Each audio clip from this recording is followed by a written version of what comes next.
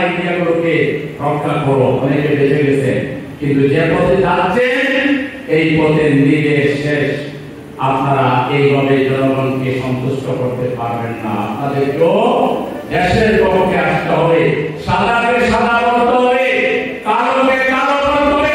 Media আরেকটা বিষয় হলো সুপ্রা।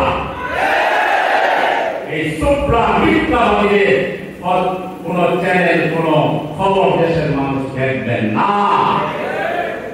আপনারা হুঁশিয়ার হয়ে যান, দালালি করবেন না। দেশকে ভালোবাসুন, দেশের মানুষকে ভালোবাসুন, সত্যকে সত্য বলুন।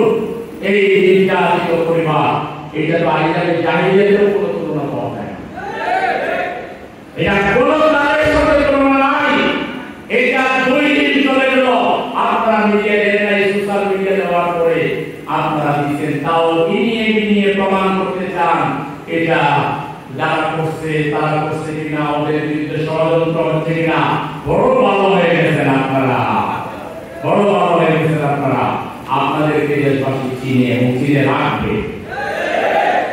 আপনাদের পরিণতি ওই ফ্যাসিস্টদের পরিণতি আপনাদেরকে ভালো না হবে।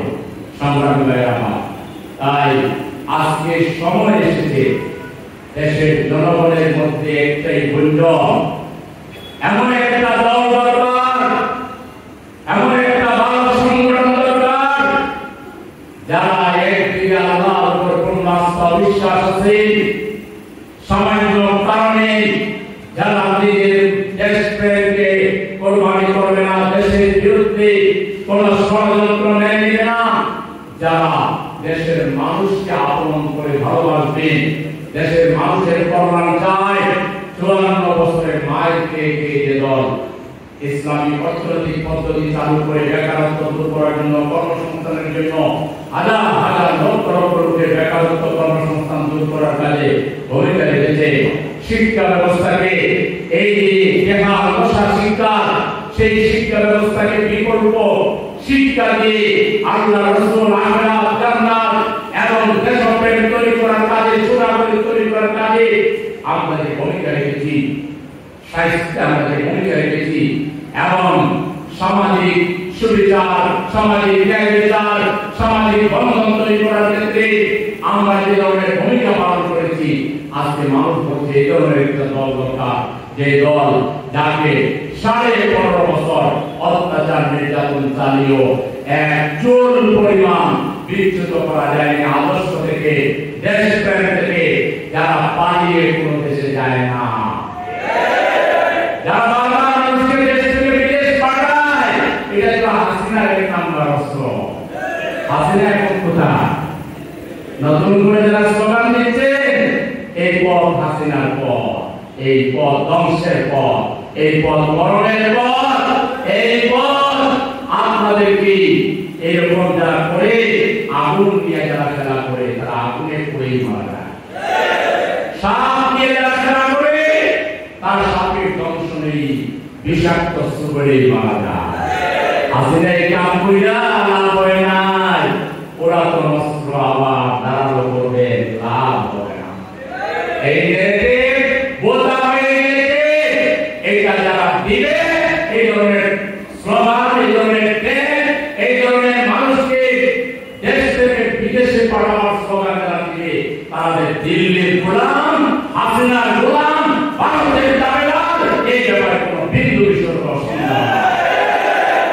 সুতরাং গোলামী মানসিকতা পরিহার করুন, দেশপ্রেমিক হন, সাহস থাকলে নতুন কথা বলেন, বলেন না ঘোষণা দিয়ে আল্লাহকে সাক্ষী রেখে শপথ পাঠ করেন যে আমরা না খেয়ে মরবো, তবু চাঁদাবাজি করব না। শপথ নেন, মিছিল করেন রাস্তায়, আমরা জাতিকে জানাচ্ছি আমাদের ক্ষমা করে দেন, আর কোনোদিন চাঁদাবাজি করব না, আর কোনোদিন দুর্নীতি করব না। এই কথা বলেন, চাঁদাবাজি করবেন না, টেন্ডারবাজি করবেন না, দুর্নীতি করবেন না, খুন করবেন না। এই নতুন ন্যায়নীতি জাতিকে দেন, মানুষ মাফ করলেও করতে পারে। তাই আপনাদের ব্যাপারে ফয়সালা হয়ে গেছে। হলুদ কার্ড আপনারা বহুভাবে পাইছেন, এই আপনার মিরপুরের ঘটনায় আপনারা লাল কার্ড পেয়ে গেছেন। আর জাতি আপনাদেরকে গ্রহণ করবে না।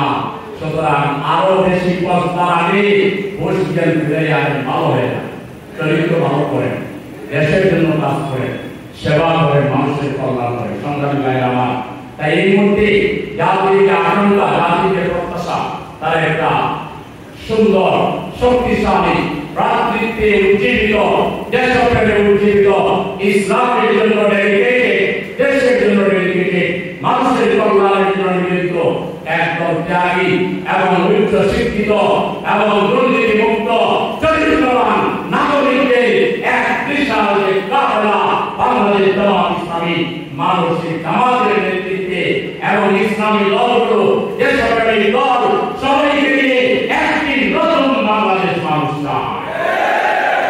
সেই নতুন বাংলাদেশ প্রতিষ্ঠায়